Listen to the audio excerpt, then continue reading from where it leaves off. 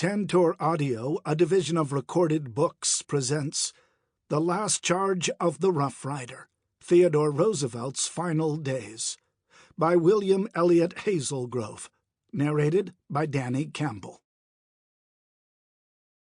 So all things pass away, but they were beautiful days. Teddy Roosevelt. Forward. When we think of Theodore Roosevelt, we think of a man with a pinned-up cavalry hat on a white horse galloping up San Juan Hill with a regiment of Rough Riders close behind him, with his sword high in the air, his glasses dusted, his mustache bristling as he shouts out for his men to charge. What is amazing is this image is true on the whole. And what is more amazing is that charge won a war and propelled that man on a trajectory that led to the presidency in 1900. The Rough Rider is etched into our national consciousness of a time when a single man could make a difference and be a catalyst to end a war. The Rough Riders really belonged to the great cavalry charges of the Civil War and the Plains Wars of the late 1800s with the American Indians. Theodore Roosevelt squeaked in one last charge in 1898 before warfare changed forever. So it is no wonder T.R. would return to his supreme moment of action in the declining years of his life. It was a way to celebrate his life and a way to end it. The heroic life must have a heroic ending. I would literally and gladly give my life to command a brigade of regulars under Pershing, he later wrote. It would have mattered very little whether or not I personally cracked from pneumonia in the trenches, or shell fire, or exhaustion, or anything else. If I should die tomorrow, I would be more than content to have as my epitaph, and my only epitaph, Roosevelt to France. The last 5 years of Roosevelt's life were a quest to regain power at a time when his own health was in steady decline. And what better way to do that than going back to the well of action? T.R. always followed failure with action. It was his balm, his salve to soothe melancholia, or overthought, or black care, famously writing to his sister Bammy from South Dakota that black care rarely sits behind a rider who is fast enough. So it was in his last years after the debacle of 1912, where he split the Republican Party and handed the election to Woodrow Wilson, making him persona non grata among most Republicans and a pariah in American politics, that his course to soothe this catastrophe was to go down the Amazon and nearly kill himself. But when he returned, shaken, 40 pounds lighter, his health never to be the same, he began to think of a return to power. And what better way to do that than to replay his most glorious moment when he surmounted incredible odds and charged up San Juan Hill with his Rough Riders? T.R. had never quite shaken the idea of another Rough Rider charge.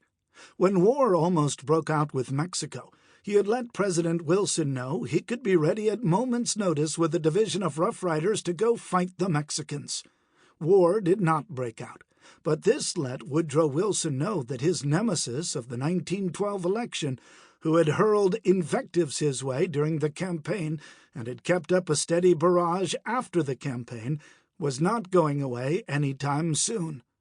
Wilson would have abnormal power over Roosevelt's final years when war broke out with Germany, and T.R. played his final hand of action with a proposed division of Rough Riders to go take on the Germans. Most historians scoff at Teddy Roosevelt's plan to lead a division of Rough Riders to fight the Germans in World War I as the foolish dreams of an old man at the end of his life. This final plan has been put into the category of the wild fantasies of a man who wanted to go on a suicide mission and literally go out with a bang. After all, this was mechanized warfare, and Roosevelt and his Rough Riders would be cut down in seconds by 50-caliber machine guns, or gassed, or obliterated with high-explosive shells. This may all be true, but in 1917, Teddy Roosevelt's plan to lead a brigade against the Germans was taken very seriously, and many saw it as a game-changer in the stalemate that had become the death-by-inches trench warfare of the last 4 years. The New York Times front-page article on Tuesday, May 8, 1917, declared that a new rush sets in to join Roosevelt, predicted that 250,000 will be enrolled for division by end of week. Theodore Roosevelt was revered as a great president, but more than that, he was revered as a great military leader by most of the populace, a man who had literally won the war with Spain. The military establishment did not see Roosevelt the same way. To them, he was a relic of a bygone era of warfare where cavalry charges could win the day. More than that, he was regarded as a man who did not play by the rules, and they remembered the man who stole the show in the last war. They recollected what a pain Roosevelt had been in 1898 with his entourage of reporters and his constant carping about the deficiencies of the regular regiments compared to his volunteers. Still, Roosevelt was beloved, and the press could not get enough of the Rough Riders resurrected. A New York Tribune magazine front-page article was titled, "Getting into the War with the Colonel." The article went into depth, defining the type of man Roosevelt sought and why Roosevelt and his Rough Riders would prevail. As in the Rough Riders, every man on the Roosevelt roll is an outdoor man by choice or calling, trained to take hard knocks and give them. The writers of the day conveniently ignored the mega carnage of World War I, as they calmly explained how real American men knew how to shoot and had lived hard, strenuous lives, and they could prevail over the puny Germans hacking it out in the trenches in France. It was to be an egalitarian force of fighting men presented to President Woodrow Wilson as the best America had to offer. Literally, what the Colonel has offered the President is a cross-section of American life, the most representative fighting force ever assembled in America. In the 20,000, all walks of life, all of life, are represented. This, then, would be American exceptionalism taken to its logical conclusion. Teddy Roosevelt was an exceptional man who would lead exceptional men who would destroy the less than exceptional Huns. All President Wilson had to do was unleash TR and his Rough Riders, and they would set sail immediately for France and turn the tide of war for the Allies. And why not? America had never participated in a world war before. America had never faced the modern carnage of mechanized warfare, with millions of dead into the grinding maw of machine guns, tanks, chlorine gas, and shells the size of small cars. No, in America's last war, the war with Spain, Teddy Roosevelt and his Rough Riders had won the war. Men on horseback, and most were not even on horseback, had literally charged up San Juan Hill and turned the tide of the battle against Spain and ultimately forced a defeat on the army occupying Cuba.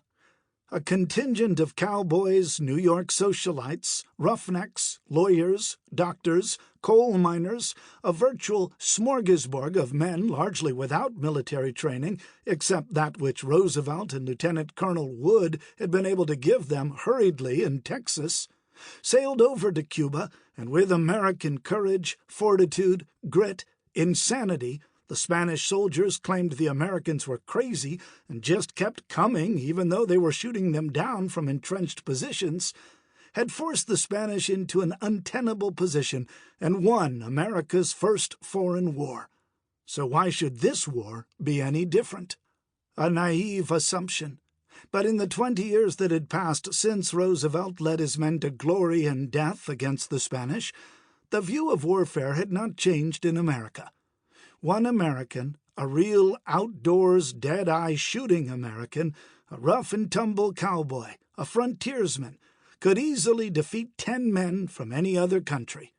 Besides, had not our American Revolution been fought by rabble from local militias that banded together under George Washington to defeat the mightiest army known to man? Why, yes, they had. And if we dig a little deeper, answering the critics of the day, who pointed out TR's experience in warfare was less than extensive, confined to his foray in Cuba, then we could also point out that George Washington had been minding his wife's plantation for 15 years when he was called to take over the Continental Army outside of Boston, and didn't know what he was doing in the beginning either. So there you go. Yes, Roosevelt was older than Washington had been by about 15 years, but he was a vigorous man who had led a vigorous life, and doctors pointed out that his health was that of a man half his age.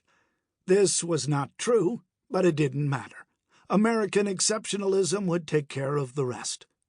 The reality is that the newspapers, the pundits, even the men of the Senate, all saw Teddy Roosevelt's plan to take ordinary citizens across the ocean in a homespun brigade modeled on his Rough Rider motif used so well in Spain as logical and maybe even strategic, if not brilliant.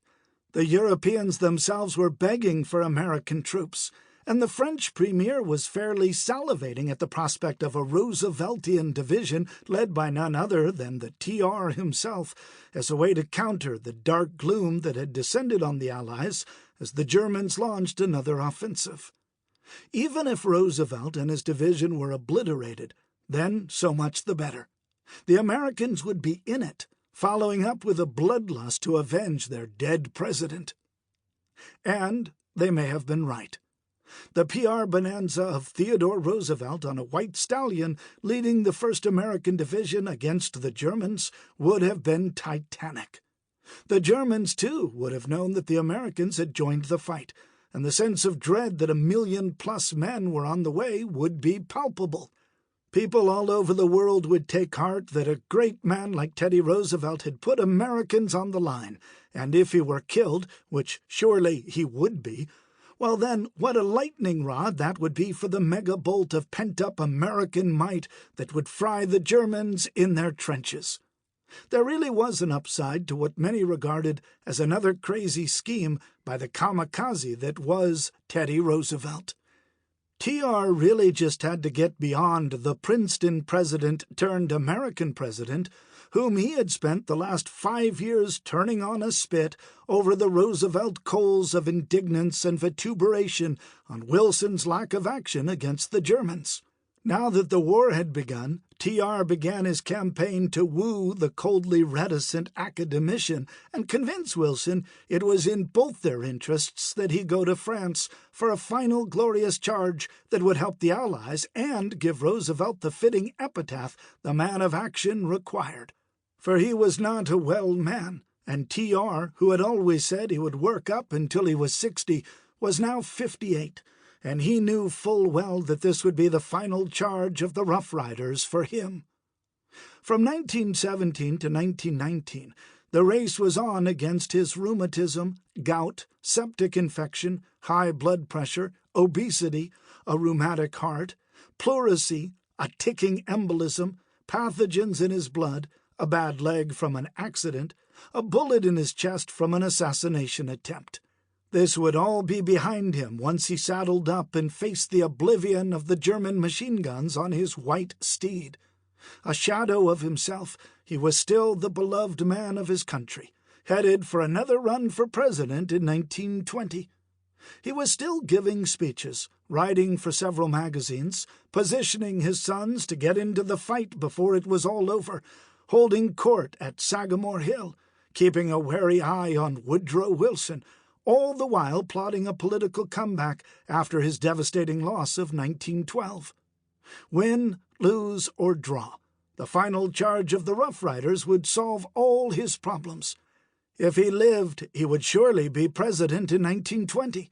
If he died, well, then he would go out in the blaze of blinding energy that had burned a comet's trail against the black coal of the universe his whole life.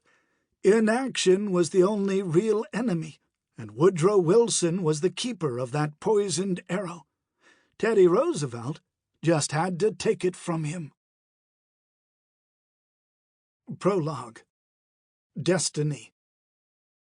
April 25, 1865. In 1957, historian Stephen Laurent stared at the photograph of Lincoln's funeral heading past Broadway on 13th Street. It was one of those sepia-toned prints that seemed to be in danger of fading away. The mansion on the left belonged to Cornelius Van Schack Roosevelt. This he knew. Lincoln's procession was a black-draped affair of horses, soldiers, and caissons. Laurent had stared at the photograph many times and considered using it in his book, but now he was staring at two little apparitions in the window of Roosevelt's home. How had he missed this? These two little faces in the silver nitrate of the developer, peering out at the world. The revelation was a thunderclap. The two boys appeared to be leaning on the windowsill, watching the procession. Could it be? Laurent peered closer and took out his magnifying glass. He did some research that proved his hunch might be right. But then, of course, the only person who could really confirm it was the now widow of one of the grown boys. Both were now dead. One had committed suicide after being committed to an insane asylum by his brother for flagrant alcoholism and adultery. The other had died peacefully in his sleep after changing the world. Historian Laurent traveled to Long Island and showed the photograph to the surviving widow. She held it in her lap in the large home, still draughty from the wood-burning fireplaces. She nodded and looked up at Laurent. She smiled faintly. "Yes, I think that is my husband, and next to him is his brother," said Edith Carroll Roosevelt, wife of Theodore Roosevelt. Chapter 1. The First Charge. 1898. Theodore Roosevelt stood in the tropical darkness staring at the honey-speckled sky of pinwheel stars. He was on his way to the great adventure aboard the Yucatan with his Rough Riders bedded down below deck, and on the deck to stay cool and out of the stifling reek of men and mules and the offal they produced. Captain Bucky O'Neill, a one-time Arizona sheriff turned Rough Rider, who had shot down his fair share of bad men and Indians in the past, but could recite Balzac and identify the signs of Apache, stood next to T.R., staring up at the star-filled sky.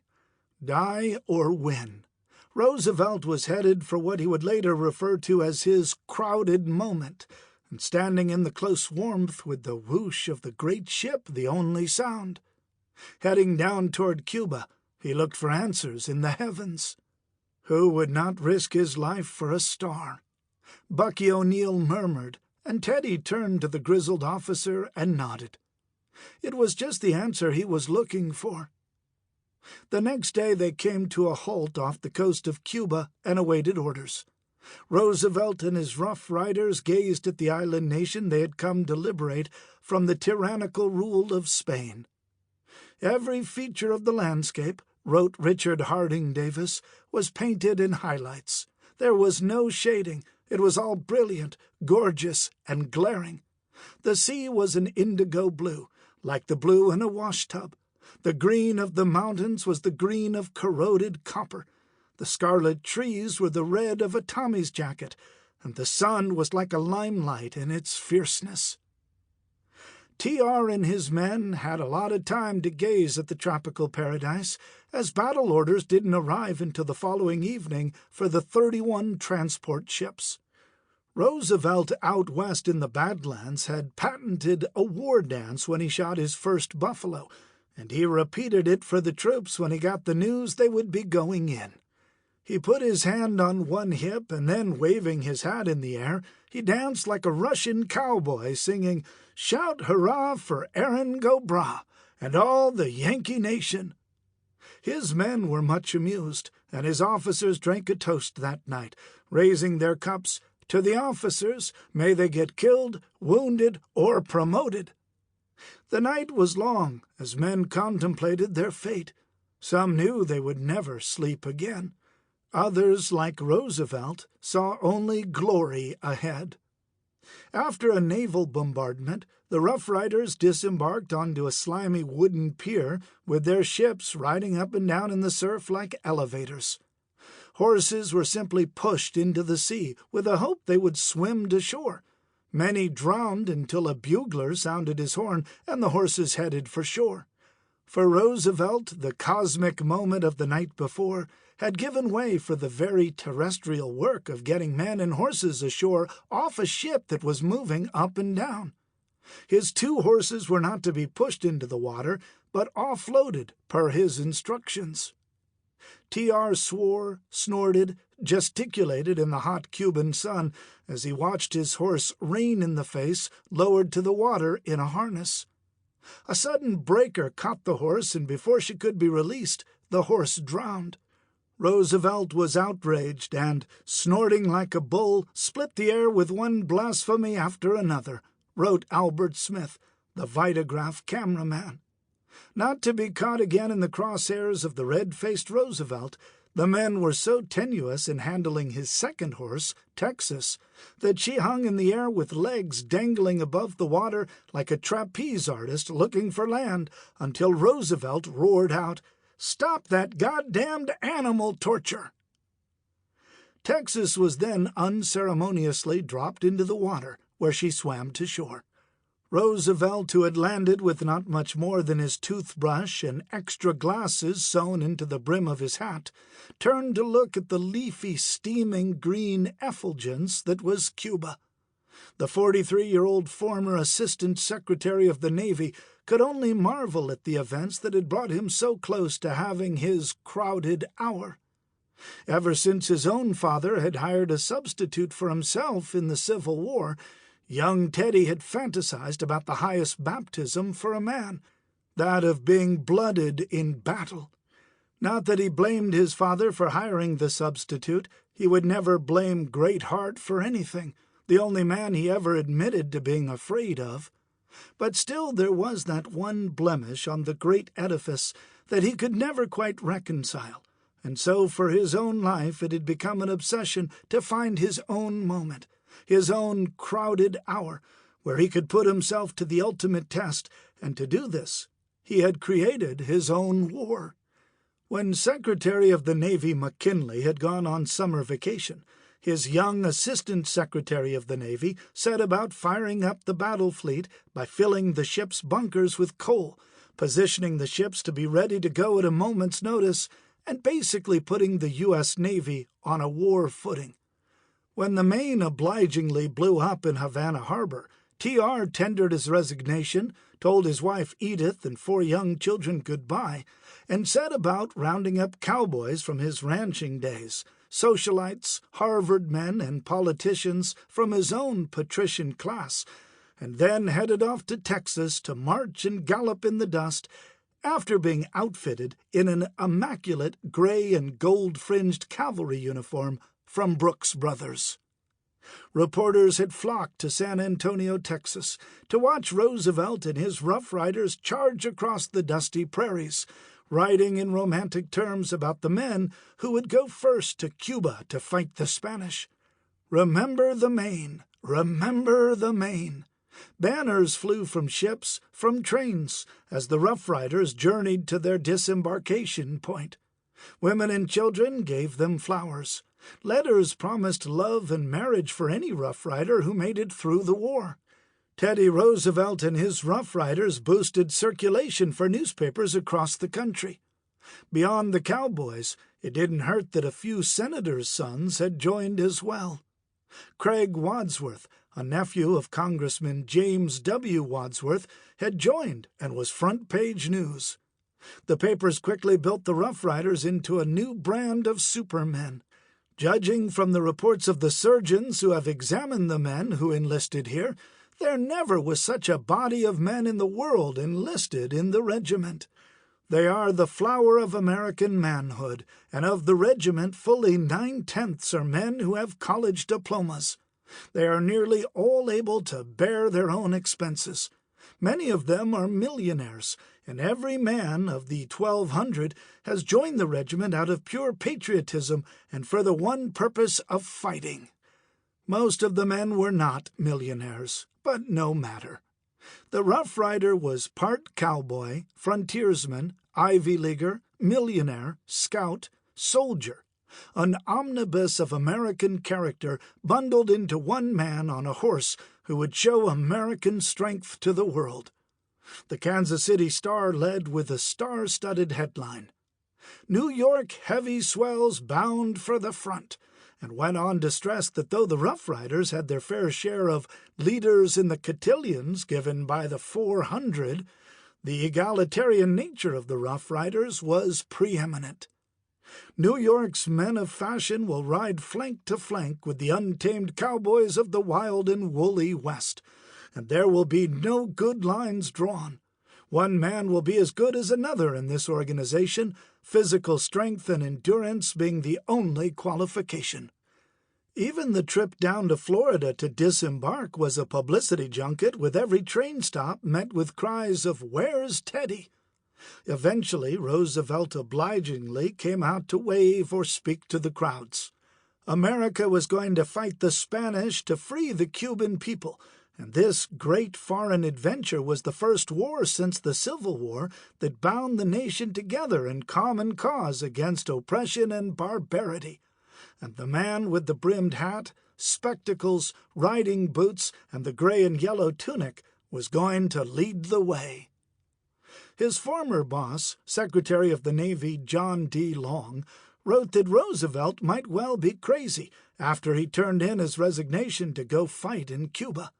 "He has lost his head," he wrote in his diary. "He means well, but it is one of those cases of aberration, desertion, vain glory, of which he is entirely unaware." It was a zero-sum game for the ambitious Roosevelt. He would either be killed in Cuba or come back a national hero, and he was fine with either. He really didn't have time to think about any of that. It had been a Herculean task just to get to Cuba. When he found out that the Rough Riders could not take their horses because there was not enough room on the Yucatan, his force then became the Rough Walkers. But Roosevelt and some of the officers kept their mounts, and of course now he was down to one horse, Texas. 6,000 troops were on the sands of Cuba by sundown, and the campfires of the Rough Riders soon speckled the beach. In the morning they began a 7-mile march to Siboney on a hard coral road through jungle. The green jungle, so brilliant in the noon sunshine, now became a hellish, damp, hot, clinging labyrinth of winding roads running up and down. The heat was well over 100 degrees Fahrenheit. With humidity so high, the men's clothes looked like they had passed through a rainstorm. The heat became the first foe to face the Rough Riders, along with the other 6,000 soldiers who walked in single file into the unforgiving foliage that was Cuba. Men began to shed equipment and clothes, with the insects hovering over rotting fruit and harassing the sweet-soaked men who swatted futilely at the mosquitoes that would introduce many of the men to Cuba's greatest export, malaria. "I shall never forget that terrible march to Siboney," wrote Edward Marshall of the New York Herald. Roosevelt, who could have ridden his horse, walked along with the men, refusing suggestions he ride. This went on for 2 days. Theodore Roosevelt had passed up commanding the Rough Riders for a man of experience, General Wood. On the first night, General Wood met with an ex-Confederate general fighting Joe Wheeler to strategize. Wheeler, who kept mixing up wars, wanted to make contact with the enemy as soon as possible to encounter the Yankees. Damn it, I mean the Spanish. While the generals strategized, Roosevelt ate hardtack and pork and drank fire-boiled coffee in his yellow slicker, as it had begun to rain. On the morning of the second day, the men came upon a dead guerrilla on the trail. Reports of Spanish soldiers just ahead had the men marching quietly with guns at the ready. Roosevelt spied some barbed wire to the left of the trail and said to the soldier next to him, "My God, this wire has been cut today." The next sound would be remembered by Roosevelt and every Rough Rider for the rest of their lives. Zzz-ew! It was the dreaded sound of a high-speed Mauser bullet, a vicious, stinging wasp of a bullet that, while small, killed men efficiently, leaving many times a hole smaller than a dime drilled between the eyes. The bullet started cutting through the leaves, leaving a sickening thud in their wake as they found flesh. Sergeant Hamilton Fish was the first to die in the Spanish-American War. Then Captain Capron was shot through the heart along with 6 other Rough Riders. Roosevelt was literally surrounded by whizzing bullets as a bullet glanced off a tree by his face and blew splinters of bark into his eyes. Roosevelt took 3 men, headed for the right side of the trail. Sample complete. Ready to continue?